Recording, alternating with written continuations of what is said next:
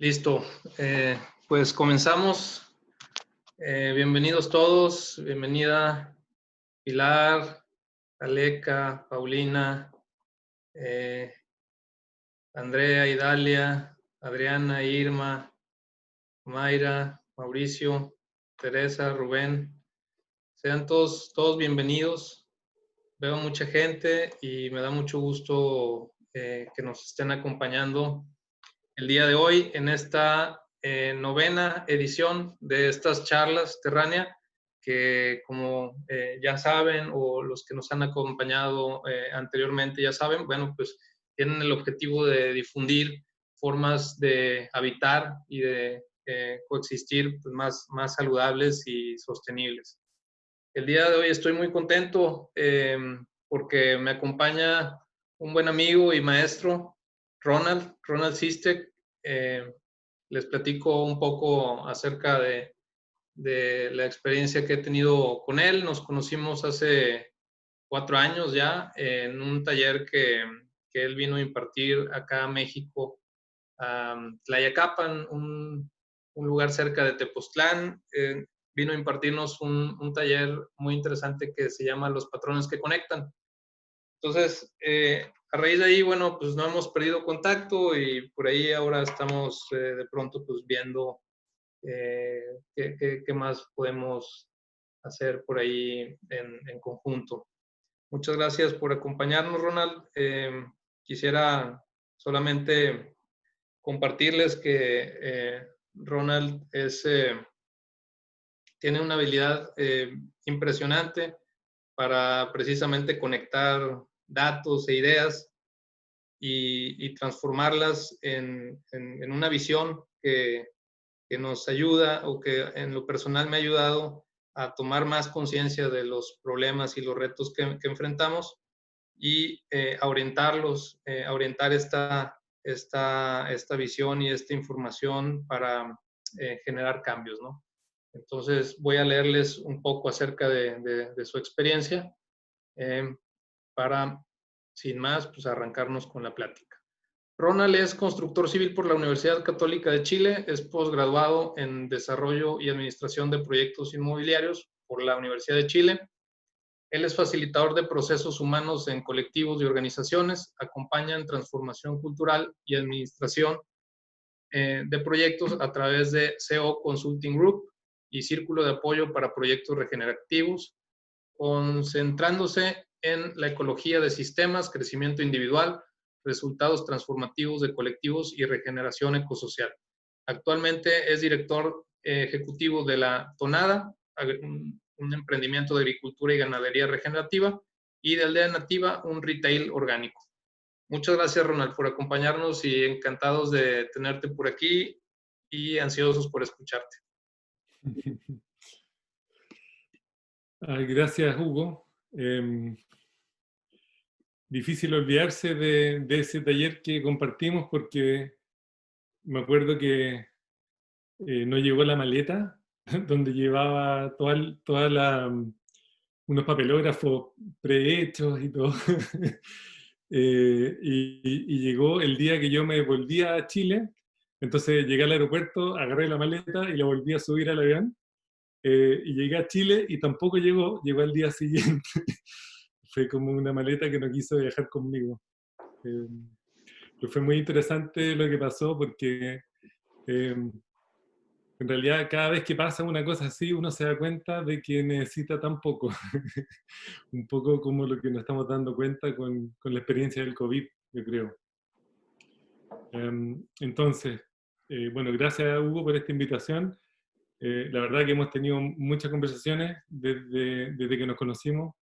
Hugo yo creo que fue el participante más curioso de ese taller. Tuvimos unas conversaciones muy entretenidas.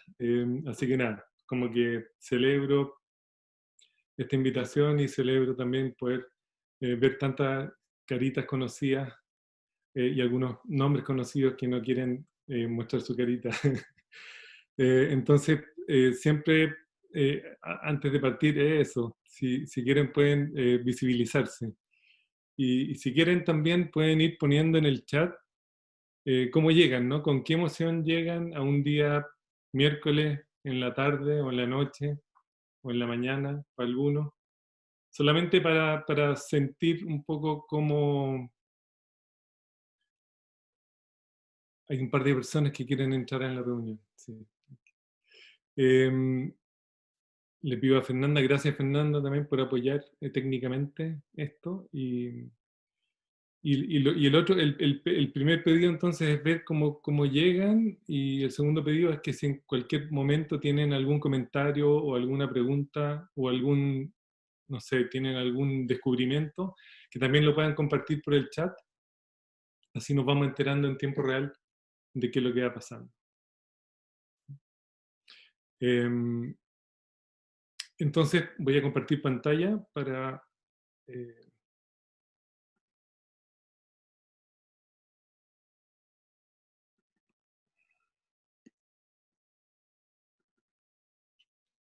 ay, ¿se ve? Parece que sí. ¿Hugo? ¿Sí? ¿Se ve la pantalla? Ok. Great, gracias.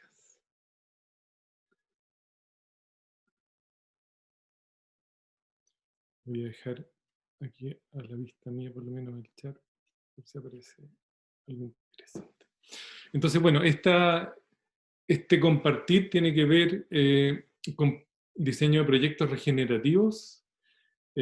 Como vamos a compartir algo como bien, eh, como una mirada bastante abierta.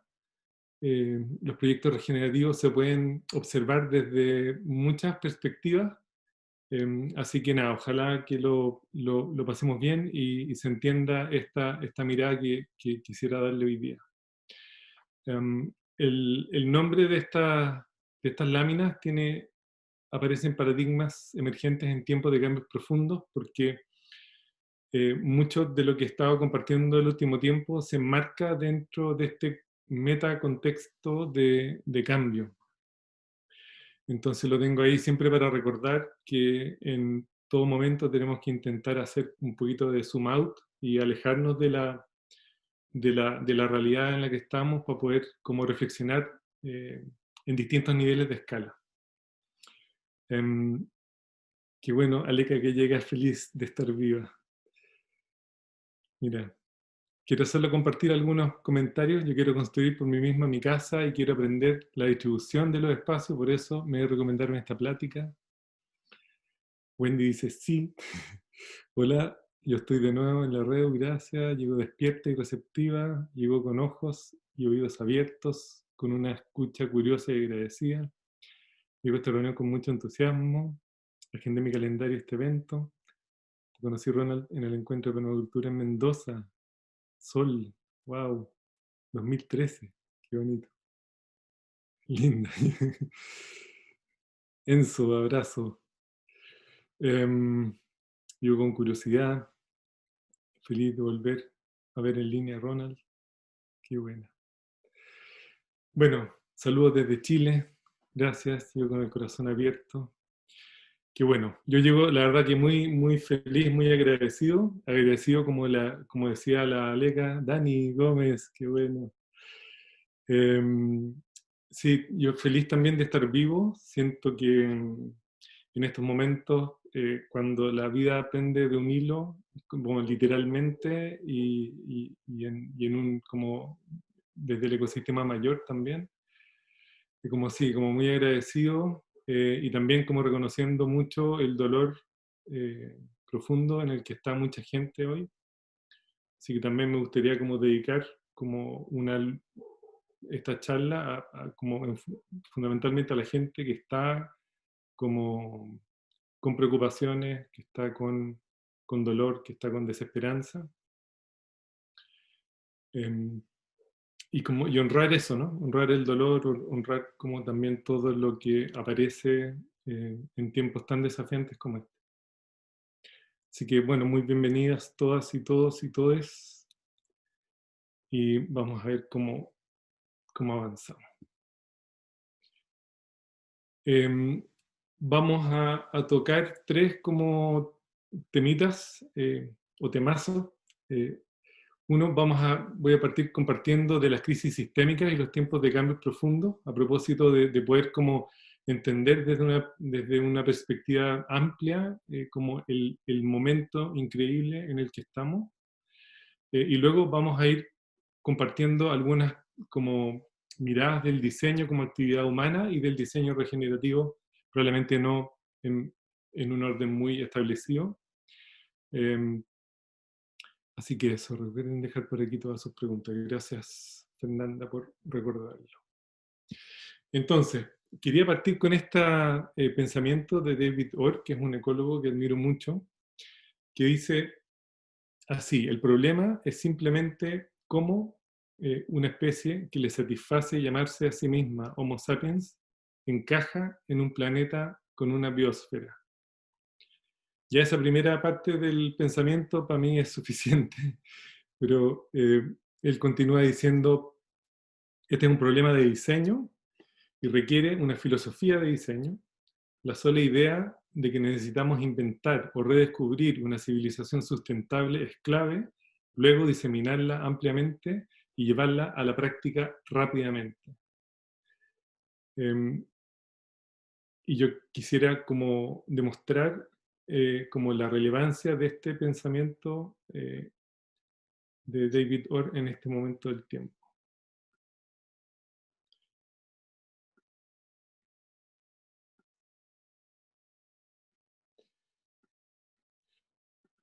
Ok, entonces, acá hay algunos que ya me han escuchado compartir esto, pero siento que es tan relevante en este momento que lo voy a compartir de nuevo. Ojalá no se aburran los que ya lo conocen. Y estamos en un cambio en este momento del tiempo muy relevante. Algunos le llaman el tercer gran cambio a nivel sociocultural. Y es el tercero porque han habido dos antes. Y de esos dos, probablemente hay uno que a mí siempre me ha llamado mucho la atención, porque fue un movimiento en la manera de estar en el mundo que se modificó para siempre. Y tiene que ver con el paso y con todo el proceso del cambio que tuvimos al pasar de ser cazadores-recolectores a ser agricultores. Eso es un cambio que comenzó por allá hace unos 12.000 años atrás, y generó o comenzó con un proceso muy interesante porque co-creamos probablemente algunos de los patrones más relevantes en términos de movimiento de paradigmático del ser humano. Y eso, y cuando hablamos de paradigma, me gusta decir que los paradigmas tienen muchas dimensiones, pero hay tres dimensiones en los paradigmas que son muy esenciales, que son nuestras prácticas, que están aquí identificadas por nuestras manos, están nuestras ideas y estructuras representadas por un cerebro, que el otro día me dijeron que parecía una oveja eso, pero es un cerebro, y entonces las ideas y estructuras soportan a las prácticas y hay una circularidad permanente y una retroalimentación permanente entre nuestras prácticas y nuestras ideas y estructuras. ¿Y qué es lo que pasa? ¿Y por qué dejo las éticas o espiritualidad para el final? Porque cuando un paradigma se modifica, un paradigma crece hasta que llega un momento en que empieza a tiritar, para luego decaer. Podríamos llamarle a esto un paradigma dominante. Y cuando empieza a tiritar, es justo el momento donde comienza un paradigma emergente, que no es muy claro, pero que es como, hay muchas como señales, algunas débiles y algunas fuertes, que hacen dejar en evidencia el comienzo de una nueva manera de participar, ¿no? Entonces, un paradigma crece, tirita y decae, y cuando tirita emerge un nuevo paradigma. Paradigma que normalmente se modifica en función de lo que se conserva del paradigma anterior, ¿no es cierto?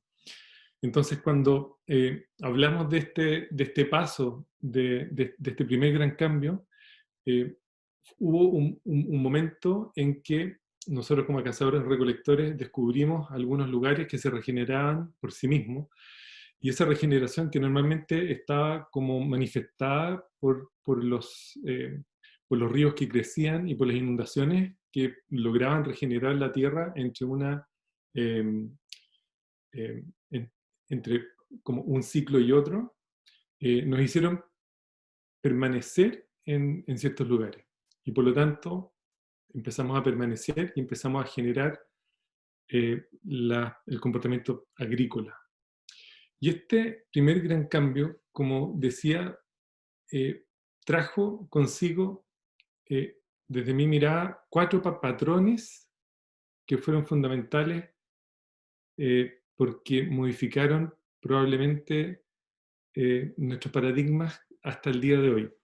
Esos cuatro patrones fueron, primero, el patrón de la emergencia de las jerarquías, como manera estructural de organizarnos, ¿no? Entonces, estaban arriba en esa jerarquía inicialmente sacerdotes, luego faraones, luego reyes, luego comerciantes, etc. Y para que una jerarquía pueda funcionar, necesita un campo social muy específico, que es el campo social del miedo, asociado a la jerarquía. Y si ustedes lo llevan a los lugares donde hoy día trabajan, o a algunas organizaciones que conocen, pueden ver que ese paradigma está muy presente, incluso en algunas comunidades, en algunas familias. Entonces, cuando uno mezcla jerarquía con campo social de miedo, también en esa época comenzó todo un proceso de una tendencia civilizatoria llevada al componente patriarcal, y por lo tanto hubo un tercer patrón relevante que fue la supresión de lo femenino. Y al suprimir lo femenino, emerge este cuarto patrón que desde mi mirada es también muy relevante, que tiene que ver con la desvinculación profunda entre el ser humano y la naturaleza. Entonces, cuando mezclamos jerarquía, campo social de miedo, supresión de lo femenino y desvinculación del ser humano con la naturaleza, tenemos un combo extraordinario. Fernanda García dice, ¿puedo grabar? Sí. Tenemos un combo extraordinario, que yo diría es o puede ser el fundamento del comportamiento degenerativo que nos tiene hoy día en un estado de sobrecarga y colapso. Entonces, es muy interesante porque al mismo tiempo que ocurrió este movimiento que partió, como les digo, hace unos 12.000 años atrás, pero dura hasta hoy día, porque todavía hay algunas etnias por ahí en este proceso, en Papúa, en Nueva Guinea, Australia, el Amazonas. Y curiosamente, todo este proceso ha ido acompañado por una modificación en otros dos aspectos bien fundamentales. Eh, Alguien dice no escucha. ¿Será?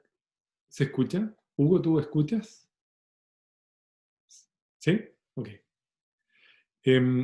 Muy bien. Y entonces, estos otras dos como dimensiones bien interesantes fueron, por un lado, la modificación de un tipo de economía que originalmente y fundamentalmente hay bastante evidencia hoy día de la existencia de la economía del regalo como fundamento de muchas etnias cazadoras recolectoras.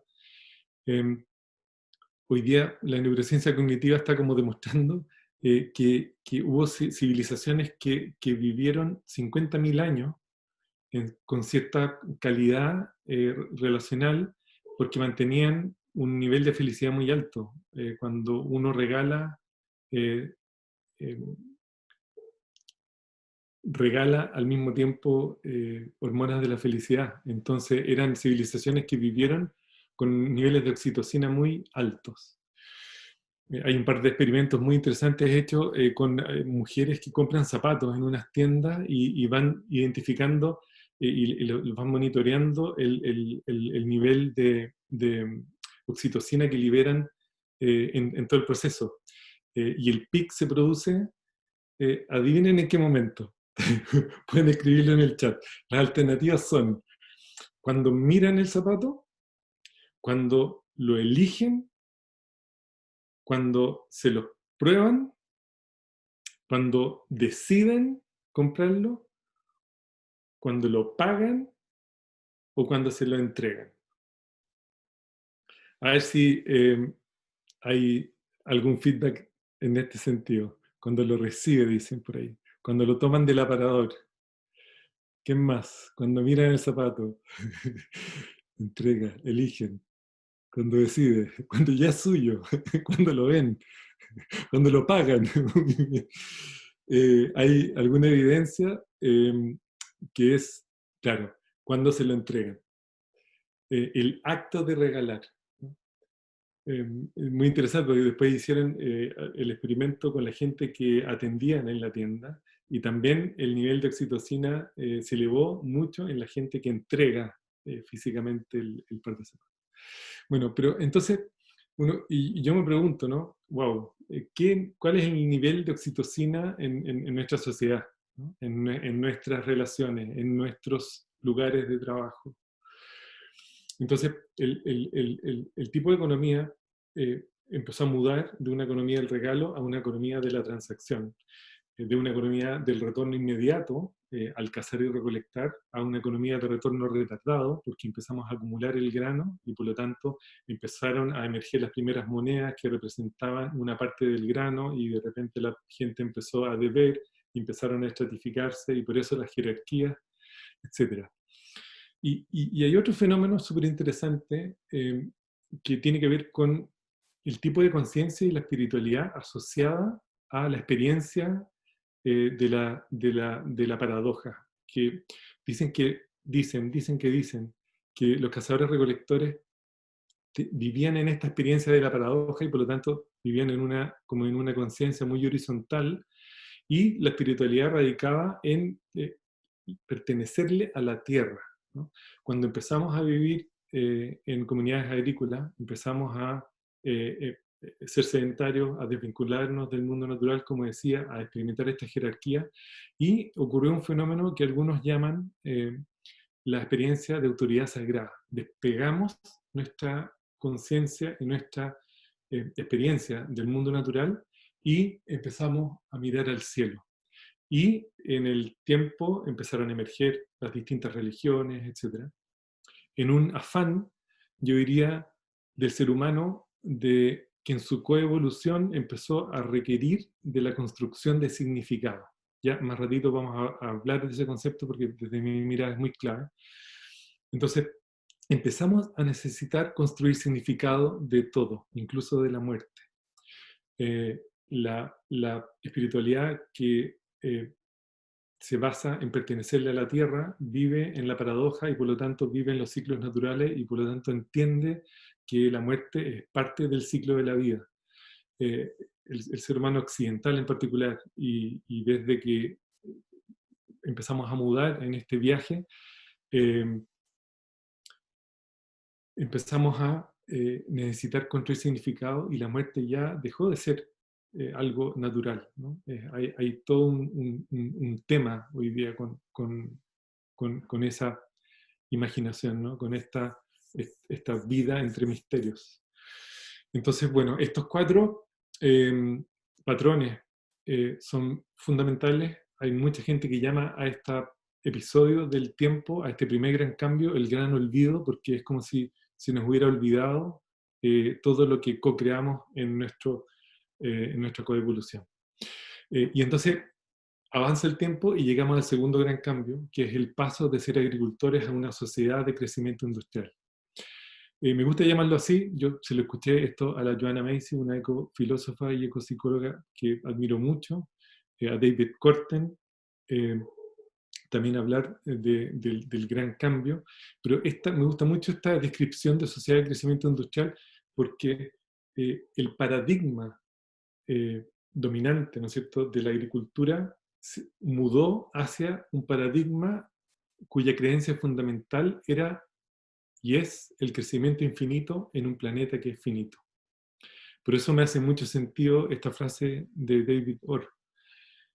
Y entonces, este segundo proceso comenzó por ahí cerca del año 1400, desde mi perspectiva con la emergencia de la fabricación de barcos que nos permitieron comercializar a gran escala. Y de ahí no paramos en este como pensamiento y en esta creencia de que podíamos crecer infinitamente en un planeta finito, y después del boom de las industrias empezamos a descubrir eh, energía barata y empezamos a degradar profundamente el mundo natural. Ya lo habíamos comenzado a hacer con prácticas agrícolas, pero con el crecimiento demográfico y este pensamiento de crecimiento infinito en un planeta finito, empezamos a generar ciclos de retroalimentación inmediata, de profunda interconexión e interdependencia de todo, y con yo diría una aceleración en la profundidad del daño ecosocial. Entonces, esta desvinculación del ser humano con la naturaleza se profundizó en esta época con una desvinculación del ser humano consigo mismo y del ser humano con el otro. Entonces, es muy interesante porque acá en esta lámina comparto solo 3 miradas de este proceso de sobrecarga y colapso. El de arriba a la izquierda representa el día de la sobrecarga, que es aquel día donde no podemos seguir recuperando y regenerando los recursos que consumimos. En Chile en particular, este año fue el 18 de mayo. Ya entramos en el primer semestre y es una locura. La imagen del medio representa toda una conceptualización de los límites planetarios. Lo desarrolló el Instituto de Resiliencia de Estocolmo junto con la ¿cómo se llama? Incorporación de mucha gente trabajando, entre ellas la Kate Raworth de la economía del donut, que es muy interesante el trabajo de ellos, y incorporan los límites planetarios ecológicos y luego incorporan los límites sociales sobrepasados. Los que están en rojo son los que están súper, hiper pasados: ciclo del nitrógeno, ciclo y la pérdida de biodiversidad y la crisis climática. También hay mucha evidencia y hay mucho como material al respecto. Y a la mano derecha, somos muy consumistas como sociedad, dice por ahí, fue el día del sobregiro, exactamente. Y a la derecha pongo otra mirada que a mí me gusta mucho, porque esos 5 ciclos son los ciclos que sostienen la vida compleja sobre la Tierra. Y son ciclos que tienen, el primero de ellos casi la edad de la Tierra. El ciclo del agua es un ciclo cerrado, todos lo conocemos, y es un ciclo, ahí lo pongo, hay cierta evidencia de que tiene 3.800 millones de años. Luego está el ciclo del dióxido de carbono, que es un ciclo que tiene 2.800 millones de años aproximadamente. Luego el ciclo del ozono, que tiene 1.200 millones de años. El ciclo del suelo, la generación de suelo y el comienzo de la generación de biodiversidad, tiene 800 millones de años. Y luego el ciclo de los bosques, que tiene 500 millones de años. Y si nosotros observamos los últimos, o sea, estos 5 ciclos, han ido generando los combustibles fósiles que extraemos desde muy profundo en la naturaleza, liberando lo que hoy día ya todos conocemos, incluso sacando del lugar donde la sabiduría de la Tierra ha ido como dejando los elementos que para muchos seres vivos son muy tóxicos, y por eso es que los mantiene muy profundo hacia el interior de la Tierra, los hemos estado liberando. Entonces nada, y los rayé con amarillo porque estamos totalmente sobrepasados en los 5 ciclos que sostienen la vida sobre la Tierra. Entonces, volviendo a esta imagen, si puedo volver al anterior. Estamos hoy día en este tercer gran cambio, un gran cambio que requiere la conservación de algo. ¿Y qué piensan ustedes que necesitamos conservar en este gran cambio?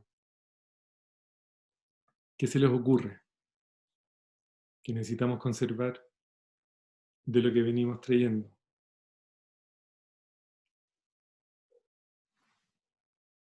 Suelo, agua, la vida, muy bien, sistemas naturales, ciclos, todo, comunidad, nuestra conexión con la naturaleza, los recursos naturales, oxitocina, contexto natural, buscar el equilibrio, conciencia. Wow. Prácticas tradicionales. Muy bien. No olvidar la historia, el desarrollo tecnológico, el amor, el ecosistema completo. Todo es indispensable, nada está de más. Bueno, este tercer gran cambio en el que estamos es un cambio que evidentemente necesitamos conservar mucho de lo que ustedes comparten. A mí me encanta pensar que si tuviéramos que definir un concepto clave de lo que necesitamos conservar, dado el estado de sobrecarga y colapso, probablemente la vida puede representar eso que es estructural que necesitamos conservar. Entonces, este tercer gran cambio es un cambio muy interesante porque, a diferencia de los otros dos grandes cambios que han habido, el primer gran cambio es un cambio que ha durado miles de años en producirse. El segundo gran cambio es un cambio que ha durado algunos cientos de años en producirse. Este tercer gran cambio, y aquí está algo lo interesante en el contexto de esta charla, es que este tercer gran cambio no puede demorar más de 1 a 2 décadas en producirse. De hecho, las decisiones que tomemos, las estrategias de diseño que adoptemos en las siguientes décadas van a ser claves para saber si lo vamos a lograr o no. Entonces, bienvenidos a los años más relevantes en la historia de la presencia humana sobre la Tierra. Porque las generaciones que hoy día están vivas y las decisiones que tomemos la gente que hoy día estamos vivos van a ser clave para determinar si es que las siguientes generaciones van a lograr ver un planeta para vivir. Tenemos todas las posibilidades. Podemos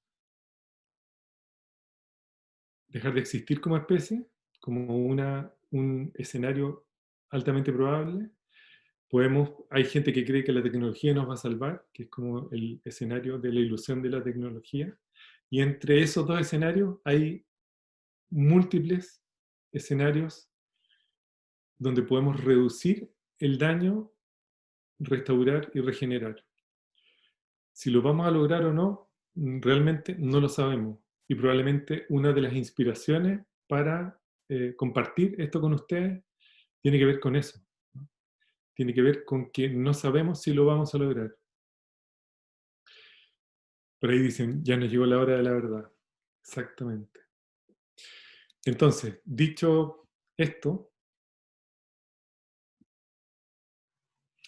hay un arquitecto muy impresionante, que es otro personaje que admiro mucho, que es Bucky Fuller, que dice, no intentes cambiar un sistema, construye uno nuevo que haga que el anterior se vuelva obsoleto. Ahora, hay algo súper interesante en esto, porque ¿en qué momento un sistema se hace obsoleto? Y yo diría que volviendo a esta imagen de lo que representa un paradigma, en mi experiencia, y esto ustedes lo pueden ver en su propia experiencia, en mi experiencia el ethos y la espiritualidad, mientras las éticas y los principios no son los adecuados para el paradigma emergente no florece. Y la gran pregunta es, ¿cuáles son los principios que tenemos que dejar ir? ¿Cuáles son las éticas que hoy día tenemos que tenemos que dejar ir? ¿Y cuáles son los principios que debemos dejar venir a propósito de conservar la vida? Entonces, esto que dice Bucky Fuller es muy interesante y nos lleva a un montón de reflexiones. Entonces, una de las reflexiones a la que nos lleva es a que otra de las realidades que está apareciendo es que hay, y este gráfico es interesante, está un poco desordenado, pero se lo explico al tiro. En el eje vertical representa el aumento del concepto VUCA, que en español es volatilidad, incertidumbre, ambigüedad y complejidad, que está en aumento. ¿Ok? Y el eje horizontal es el tiempo. Entonces, si vemos el aumento de la volatilidad, la incertidumbre, la complejidad y la ambigüedad, en aumento en el tiempo, es un aumento que está siendo exponencial. Está representado por la curva azul, un aumento tremendo. Y es cuestión de que observemos cómo se ha ido complejizando todos los contextos en los que vivimos, ¿no? Es cuestión de solo observar el contexto COVID, pero el contexto COVID no es más que una manifestación, por un lado, del espejo del ser humano y por otro lado es una más de las múltiples crisis sistémicas en las que estamos viviendo. No está separada de la crisis ambiental, no está separada de la crisis social. Es una crisis probablemente de pérdida de biodiversidad, que es la misma pérdida de biodiversidad del bioma interior humano, que nos genera una fragilidad muy grande. Entonces, la curva café representa nuestra habilidad para enfrentar esa complejidad. Es una habilidad que, dado el aumento en la complejidad, es una brecha que se empieza a agrandar. Es decir, nuestra habilidad para enfrentar la complejidad del mundo está abriendo una brecha también acelerada. Y esto es interesante porque, dado eso, necesitamos empezar a entender la realidad desde niveles mayores de abstracción. ¿Aún se puede reducir el daño? Dicen sí, o ya pasamos el punto de no retorno. Esa es una súper buena pregunta. Hay algunos ecosistemas que están en colapso. Hay mucha gente que está en estado de colapso en este momento. Sin embargo, todo dice que si es que hacemos las cosas bien, si logramos pensar de una manera distinta, si logramos sentir de una manera distinta, hay altas probabilidades todavía de poder recuperar, ¿no? De poder regenerar. Paul Hawking, que es otro personaje que admiro mucho, una vez le escuché decir lo siguiente. Dijo, mira, si yo supiera que lo vamos a lograr, estaría en una playa tomándome algo así como una caipirinha. Si yo supiera que no lo vamos a lograr, también estaría en una playa tomándome algo así como una caipirinha. Lo que me tiene trabajando a full por el cambio es el hecho de no saber si lo vamos a lograr. Así que, Anita, todo lo que hagamos en términos de diseño, todo suma. Cada acción suma. Entonces, en esta lámina lo que quiero compartir es algo que es muy fundamental. Hay una circularidad profunda entre la vida y el proceso de conocer, entre el proceso de vivir y el proceso de conocer. Esto es un regalo de Maturana y Varela, de la teoría de cognición de Santiago. Todos los sistemas vivos conocen y los cambios en el conocer generan el aprendizaje. Y dado el aumento en la complejidad, a mí me gusta pensar, y por eso lo pongo al lado, que hay una segunda circularidad clave en esta época de aumento en la complejidad, que es la circularidad entre hacer sentido y construir significado. Y probablemente este tiempo en el que estamos, que es, estamos como en la mitad de una crisis, algunos lugares del mundo están como teóricamente saliendo de esta crisis de COVID, pero va a venir otra crisis luego, ¿no? Entonces, ¿qué hacemos en los espacios de intercrisis? Entonces, ¿cómo podemos hacer sentido desde niveles mayores de abstracción para poder construir significado y poder construir significado en el camino correcto? Humberto Maturana y Francisco Varela. Entonces, ¿por qué?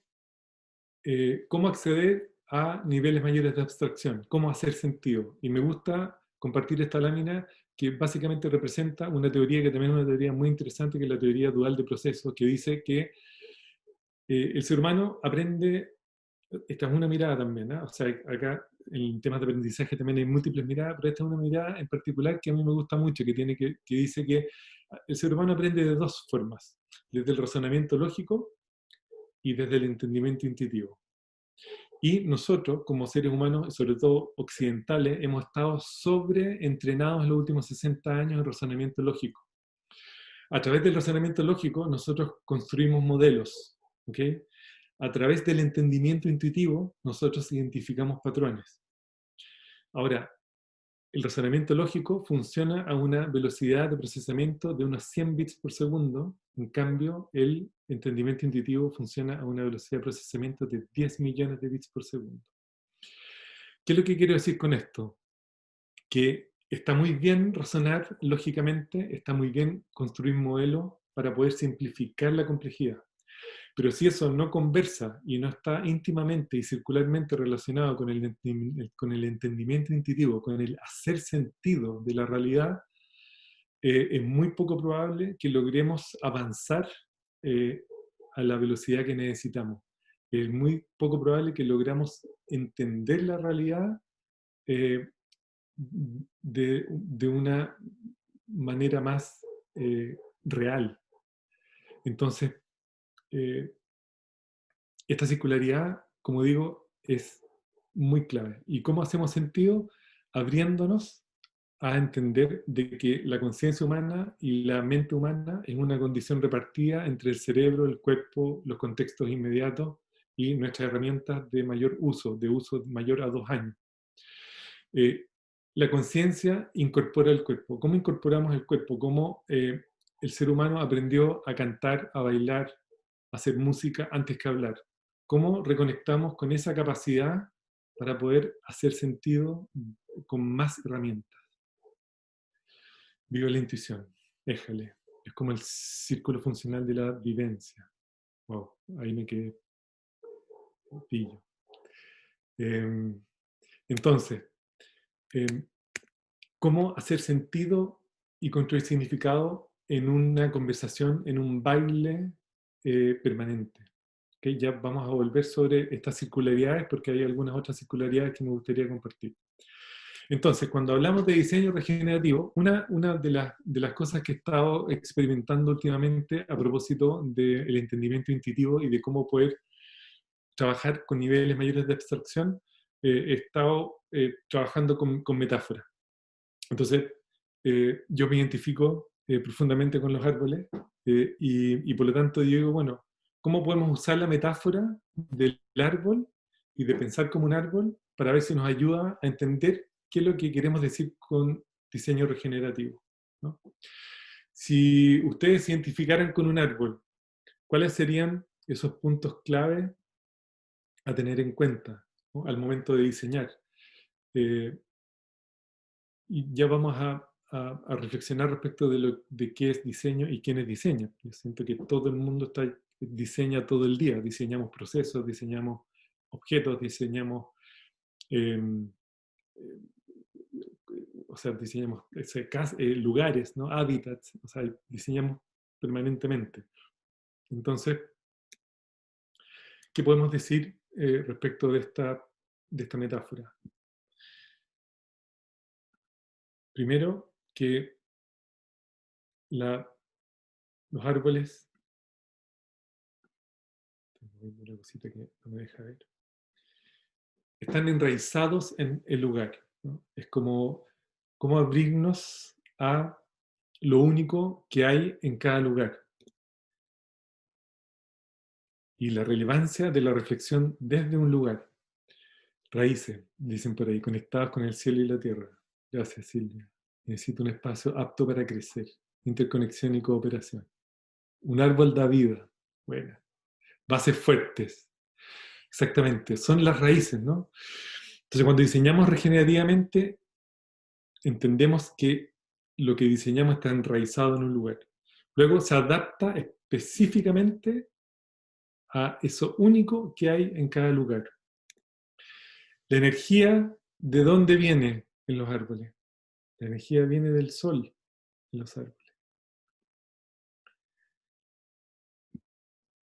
¿Qué más? Los árboles capturan agua de la precipitación y del subsuelo. Existe en la naturaleza algo así como un balance de agua. El ciclo del agua es un ciclo que es un ciclo cerrado y que es un ciclo que está en equilibrio, ¿no?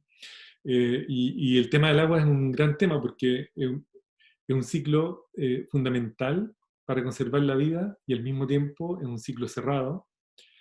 Hay muy poca agua que se va de la atmósfera y es un ciclo que tiene 3.800 millones de años. El ser humano tiene un 70% de agua. La biosfera tiene un 70% de agua. El ser humano cambia el 100% de sus moléculas de agua cada 14 días.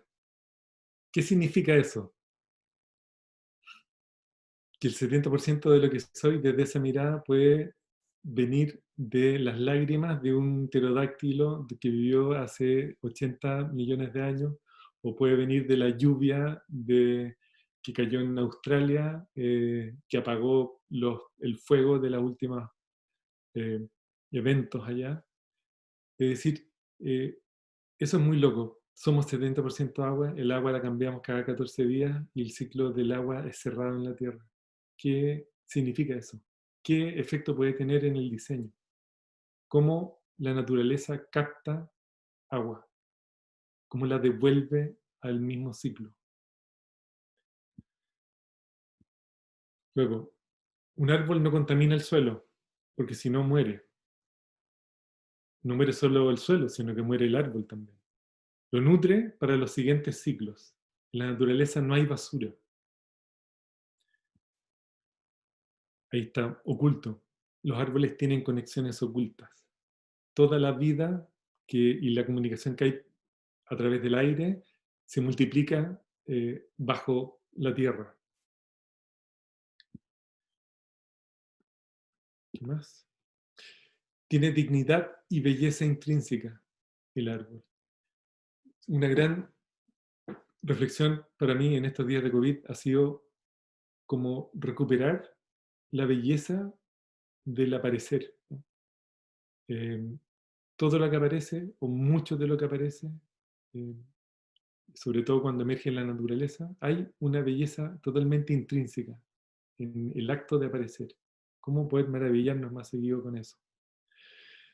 El árbol está vivo, otra condición clave. Y por último, el árbol reconoce automáticamente su ciclo.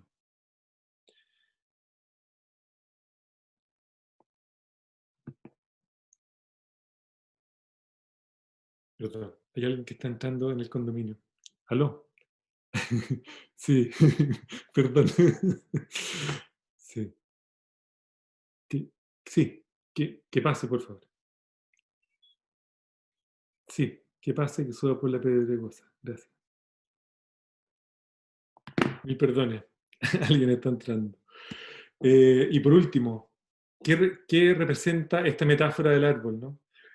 Todo esto tiene que ver con crear un futuro, ganar, ganar, ganar. ¿Qué significa eso? Que gane para lo individual, que gane para la comunidad y que gane para el ecosistema mayor. Probablemente si yo tuviera que definir, bueno, de qué se trata el diseño regenerativo, es un diseño que se fundamenta en un paradigma que pueda conservar esta actitud de ganar, ganar, ganar en esas tres dimensiones. Ahora, si esto lo llevamos eh, al diseño regenerativo y esta metáfora del árbol, ¿cuáles serían los pétalos que probablemente acompañan en términos de diseño, ¿no? Entonces, el tema del lugar que comentábamos, el tema de la equidad, eso que tiene que ver con inclusión, no hay exclusión en la naturaleza, la componente de la energía, la componente del agua, la componente de la salud del ecosistema y los biomateriales. Cómo en la naturaleza se generan materiales que logran capturar carbono y mantenerlo. Y por último, la belleza intrínseca. Estos 7 pétalos, el lugar de profunda interconexión e interdependencia, la inclusión, la equidad, la energía, la belleza, el agua, y los biomateriales son como principios claves del diseño regenerativo. Cuando diseñamos un producto, cuando diseñamos un servicio, cuando diseñamos un hábitat, si pudiésemos tener en consideración estas 7 pétalos, ¿cómo sería el mundo si pudiésemos diseñar como si fuéramos naturaleza? ¿Okay?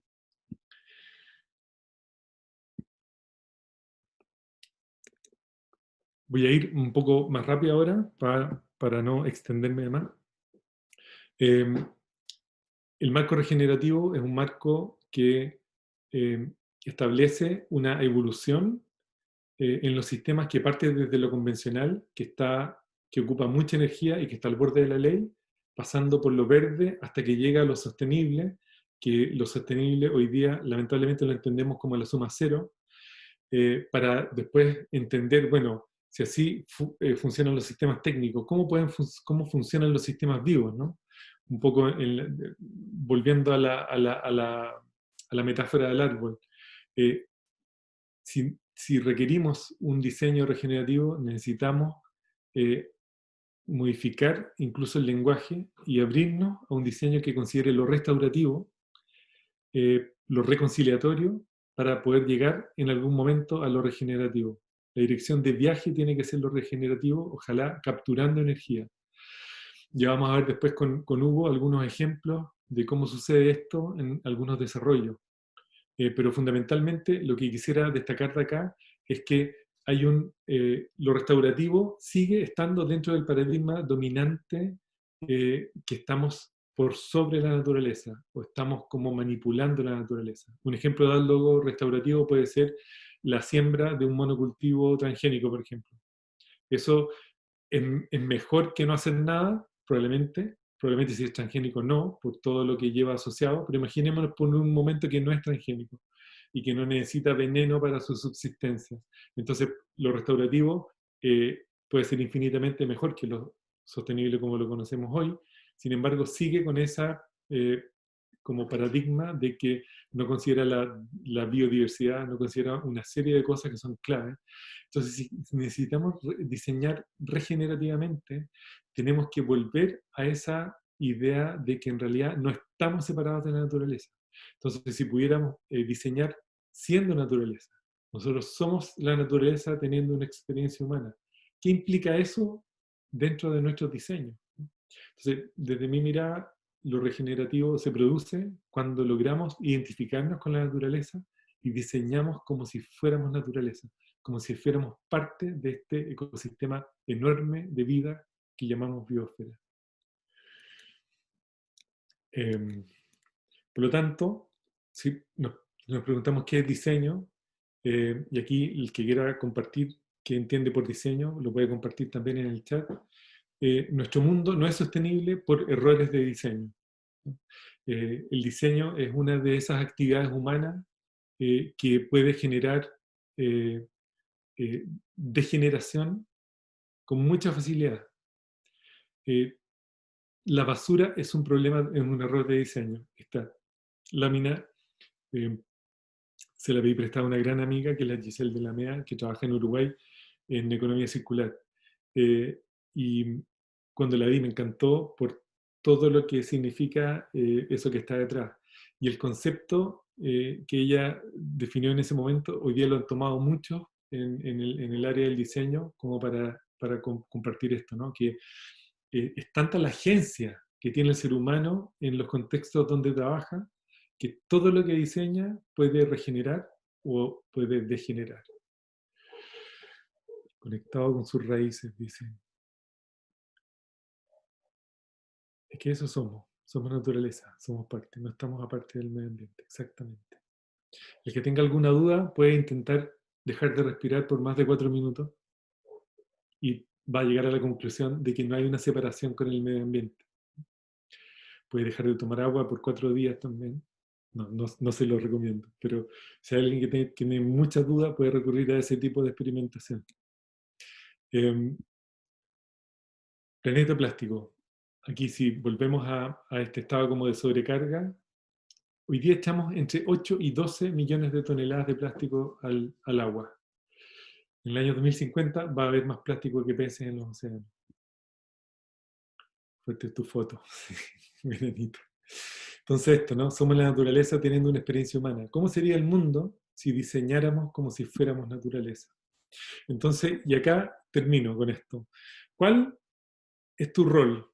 ¿No? Y acá me encantaría que hiciéramos esta pequeña reflexión, porque como seres humanos podemos actuar activamente en el mundo.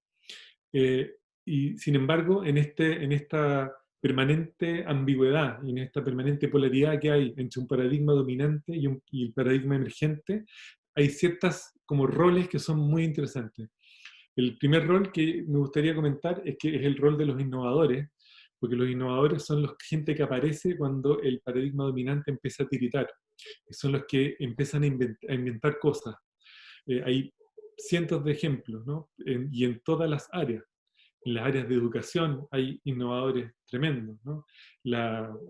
María Montessori, Steiner, Waldorf, mucha gente que empezó a identificar cosas donde ya el sistema no da el ancho para el entendimiento humano, y entonces empiezan a innovar.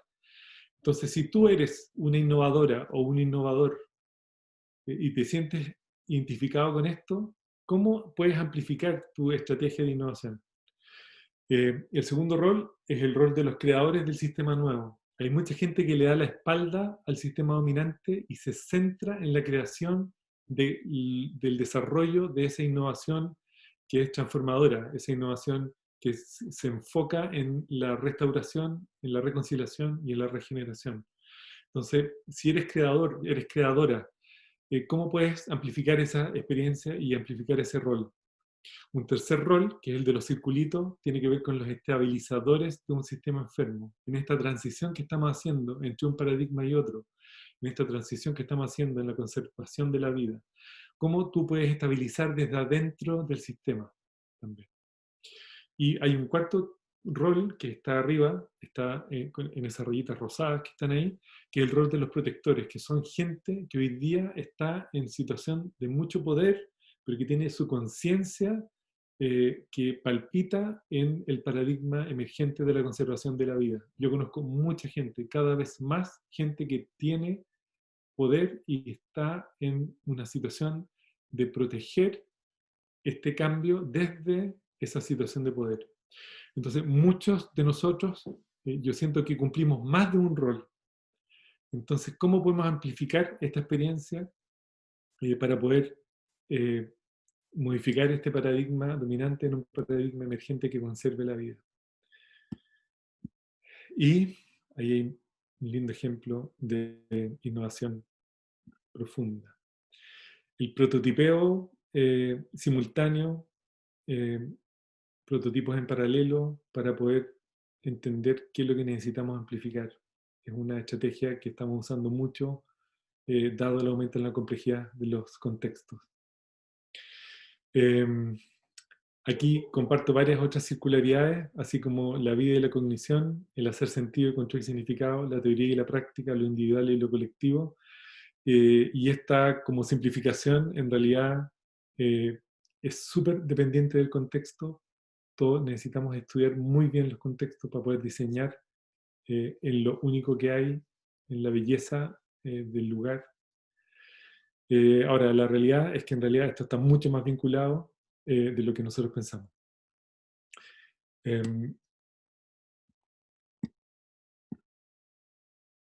Diseñar es hacer lo máximo con lo mínimo.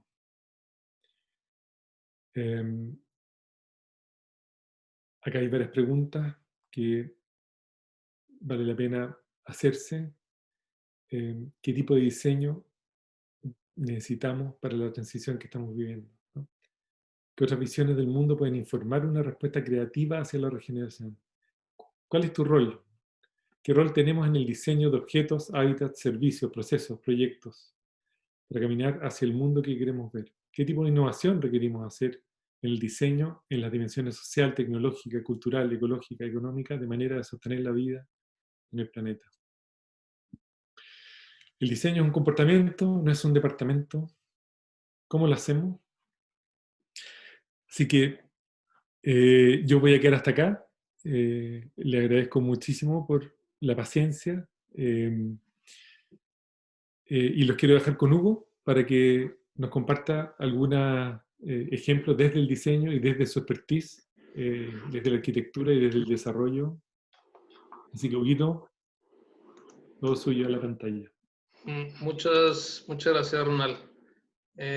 Bueno, cuando estuve en el proceso de preparar esta plática a la que invité a Ronald y bueno, que conociendo lo que nos iba a compartir, pues coincidimos en la necesidad como de comenzar como a aterrizar algunas ideas, que realmente es un proceso que comenzamos y estamos haciendo para de alguna manera integrar todas estas ideas y toda esta necesidad pues, de cambio a nuestros procesos de diseño con la intención pues, de generar proyectos pues, orientados hacia el cuadrante regenerativo, ¿no? Irnos como orientando al cuadrante regenerativo y bueno, pues cómo ir avanzando, cómo ir en este proceso de transición.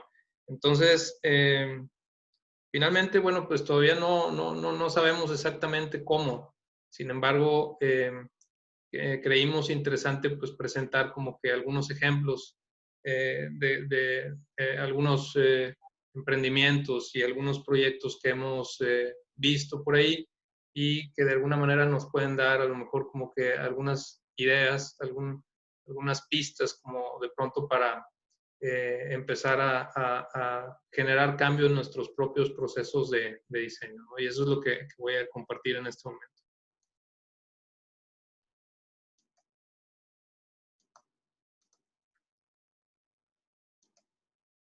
¿Se ve mi pantalla? Sí. Bien. Bueno, pues finalmente ese es como el reto desde mi punto de vista más interesante. O sea, cómo aterrizar esto hacia metodologías o hacia procesos de diseño que finalmente nos permitan resultar en proyectos, en hábitats, en una arquitectura o en diseños pues orientados hacia la regeneración.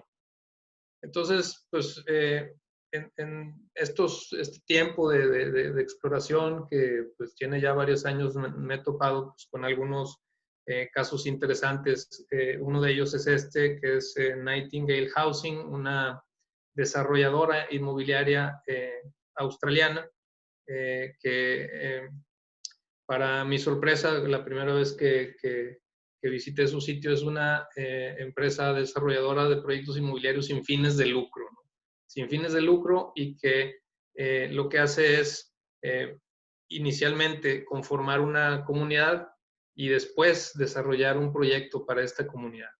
Obviamente ellos utilizan herramientas de diseño participativo que finalmente permiten que todas las necesidades y las aspiraciones y los sueños de las personas involucradas en estas comunidades se materialicen a espacios y edificios que a su vez también son eh, eficientes energéticamente y saludables en cuanto al uso de materiales acabados y todo esto.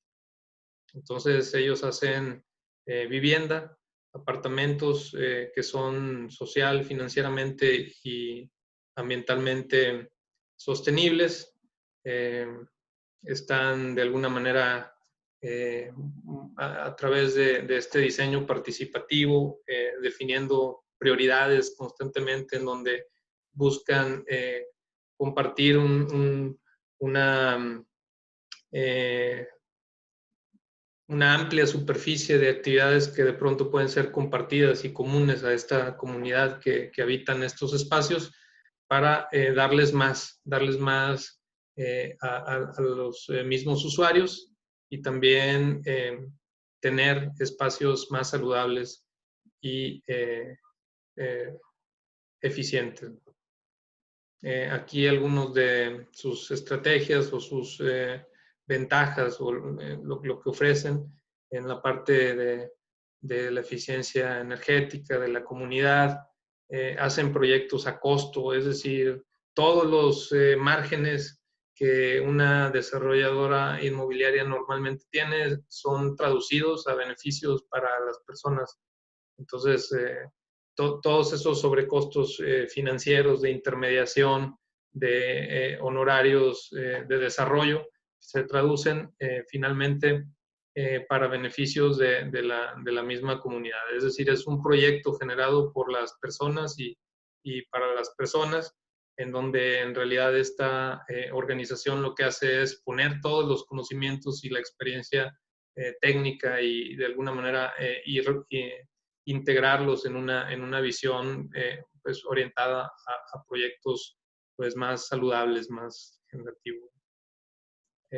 Obviamente pues tienen también beneficios, no nada más en el mismo edificio, sino que a su vez están ayudando a regenerar barrios, contextos urbanos.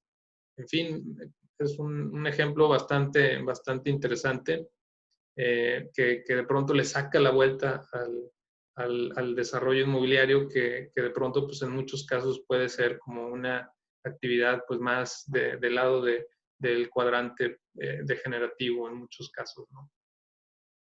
Por aquí les dejo la página.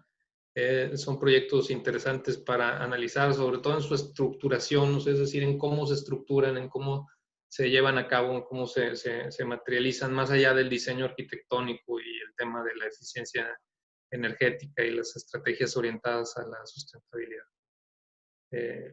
Otro ejemplo interesante dentro de los entornos urbanos es también de igual manera una desarrolladora inmobiliaria que nace digamos, de la inquietud de una firma de arquitectura por buscar generar vivienda de igual manera más saludable y más justa, ¿no?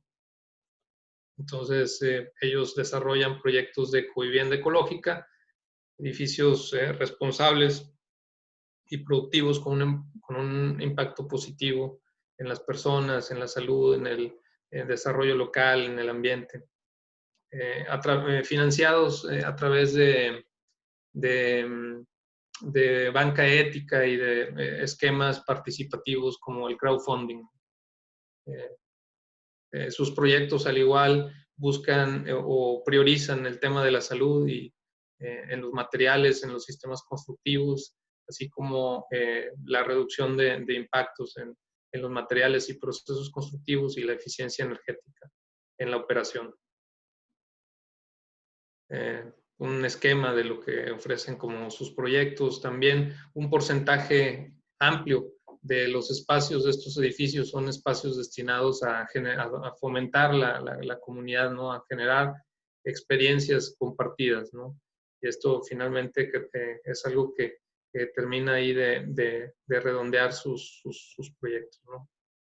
Por aquí igual también presentan pues sus ventajas en el tema de el diseño bioclimático, el equilibrio entre el espacio privativo y común y público, la eficiencia energética y en el ahorro de agua, la financiación colaborativa y ética y transparente, como parte fundamental de la estructuración de un proyecto, pues digamos, más regenerativo, tiene que ser también financieramente viable, ¿no? Es importante este equilibrio, ¿no?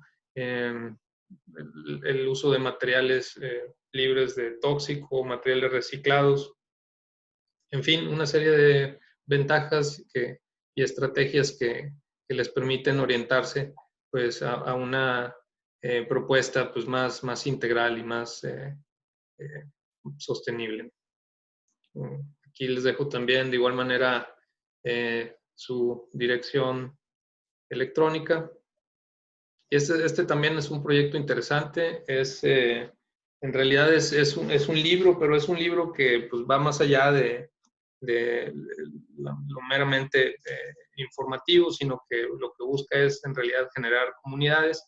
Esta iniciativa está auspiciada por David Holmgren, que es un permacultor australiano, y lo que él busca a través de esta iniciativa es desde pues una óptica en donde se interviene el espacio construido, la parte biológica y la parte de las personas, pues lo que busca es la reconversión de los espacios ya construidos en las zonas periurbanas o en los suburbios, buscando a su vez hacerlos espacios pues mucho más de ciclo cerrado a través de estrategias de permacultura y a su vez propiciando la redensificación de estos espacios, ¿no? Es decir, que las viviendas que anteriormente pues eran a lo mejor espacios poco eficientes en los suburbios para una sola familia, ahora son hogares o proyectos de co-living o co-housing integrados pues bajo un esquema de funcionamiento mucho más saludable y humano. Los principios de permacultura, pero ya enfocados, digamos, a nivel micro de estos espacios o estas viviendas existentes en los suburbios. Y es interesante porque hay muchos casos de estudio y creo que es interesante que de pronto visiten por ahí también la página, ¿no? Y bueno, qué decir de las ecoaldeas, ¿no? Del potencial que tienen las ecoaldeas, o sea, estos esquemas, de vivienda en entornos mayormente rurales, estos asentamientos que de alguna manera funcionan con ciclos mucho más cerrados y bajo un gobierno, digamos, propiciado y estructurado por los mismos habitantes y la misma comunidad. Usualmente estos ecoaldeas pues no se limitan exclusivamente pues, a hacer espacios para habitar, sino que usualmente tienen esquemas o oferta de talleres y otros eventos educativos, visitas, etcétera. Entonces las ecoaldeas son, creo que naturalmente, proyectos orientados hacia este cuadrante regenerativo, digamos que lo hacen en un entorno en donde, pues, a diferencia del urbano, puede ser como mucho más sencillo, ¿no? Por escala y por ubicación y contexto, ¿no? Un poco también el tema de la convivencia y la interacción de las personas en otra dinámica muy distinta. Aquí les dejo un ejemplo de una ecoaldea. Y bueno, pues aquí también en un lugar que me tocó visitar y que me ha resultado bastante interesante también es Granja Tequio, ubicado en el estado de Puebla, que es como un centro también que se orienta a la educación y a la formación en bioconstrucción, en permacultura y en producción de cultivos orgánicos. Entonces, ahí pude conocer varios proyectos de producción orgánica diseñados bajo los principios de la permacultura, así como también un ecobarrio, es decir, una especie de fraccionamiento diseñado enteramente bajo los principios de la permacultura, de captación de aguas, de diseño de caminos, en fin, en donde todos los elementos pues tienen una interacción que orientada pues a ser regenerativo, a estar dentro de un proceso regenerativo. Este es un poco el ecobarrio del que hablamos, obviamente también con sus construcciones bioclimáticas y con materiales sustentables, principalmente construcción con tierra. En fin, casos más bien iniciativas interesantes que de alguna manera nos están como que nos inspiran y nos dan también como que ciertas pistas como para irnos orientando o ir tomando ideas para desarrollar pues nuestras propias metodologías o procesos de diseño, ¿no? Y bueno, finalmente hay muchas expresiones, ¿no? Y, igual, por ejemplo, a lo mejor en un extremo pues mucho más tecnológico, pues están proyectos como estos que lo que buscan a través como de la tecnología, pues reducir obviamente pues el impacto y generar hábitats mucho más saludables. Obviamente también son modelos en entornos rurales con una cantidad también de habitantes pues de mucho menor escala, ¿no? De mayor escala humana. Aquí les dejo la página. En fin, son algunos ejemplos que finalmente no quisimos dejar como de lado, o sea, de presentar, porque finalmente el objetivo pues, de todo esto y de toda esta charla pues debería ser como que ir aterrizando algunas ideas y aplicarlas en nuestro quehacer, ¿no? Aquí termino yo y yo creo que habrá una buena cantidad de preguntas, sobre todo para Ronald. Entonces le cedo nuevamente aquí el micrófono para que comience ahí a responder por ahí a las inquietudes ahí de toda la gente que nos ha acompañado. Gracias, Hugo. No sé, ya es un poco tarde, quizá, o si alguien tiene algún comentario o alguna pregunta para cualquiera de los dos. A nosotros nos fue tan agradable preparar esta charla que nos dieron ganas de hacer un cursito que nació, por si a alguien le interesara profundizar más. Queríamos compartirle ahí como el formato que se nos ocurrió, de pura felicidad de hacer algo juntos en realidad. Así que si es que alguien quiere saber más, puede escribirnos a ese correo que aparece.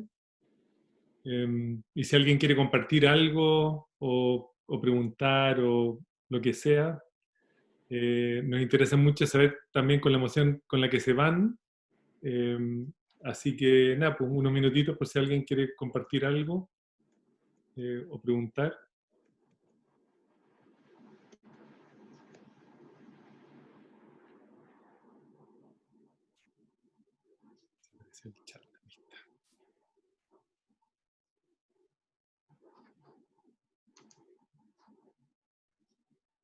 Por el tiempo, por tener otras reuniones, gracias por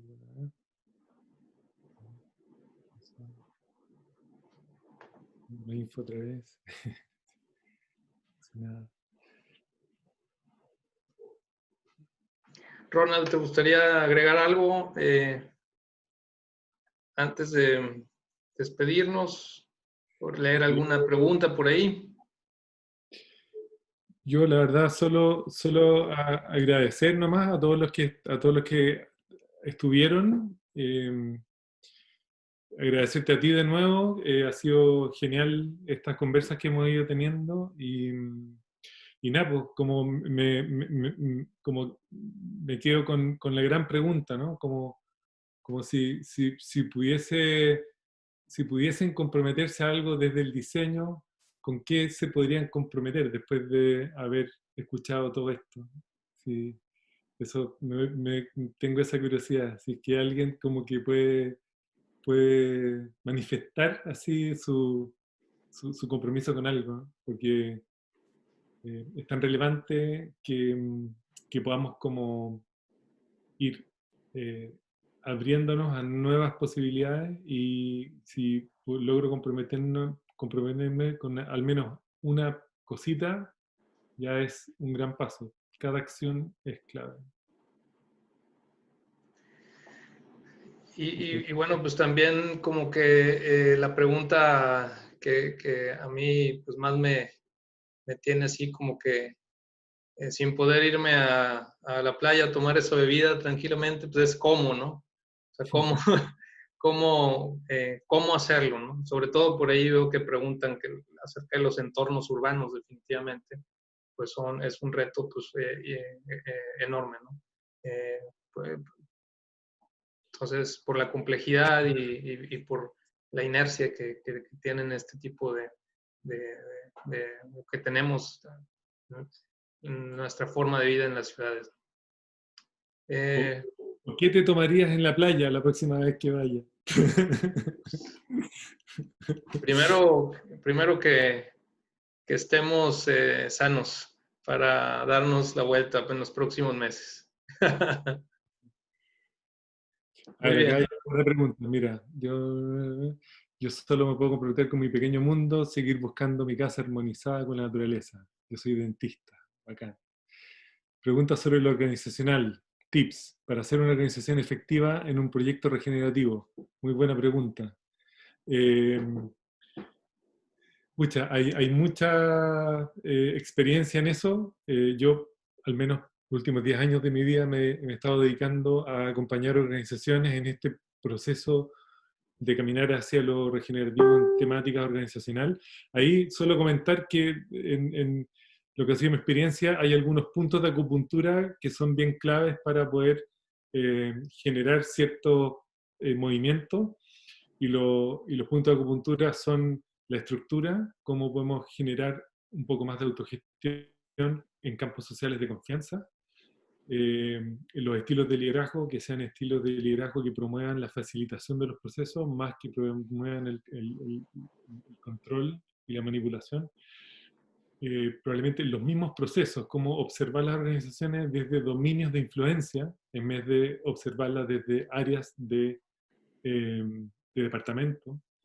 Y por último, ¿cuáles son los patrones más relevantes que te permitan dar un pasito más hacia lo regenerativo? El concepto que trabajamos se llama el adyacente posible, que tiene que ver con tener muy clara la dirección de viaje, pero entender de que lo único que podemos tener en realidad en términos de claridad y de foco es un siguiente paso posible caminando hacia esa dirección de viaje regenerativo. Y en ese primer paso, o en ese adyacente, ver cuáles son los puntos de acupuntura que yo puedo tocar.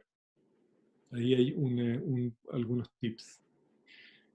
Sobre todo la ciudad latinoamericana, me parece sin modelos inviables.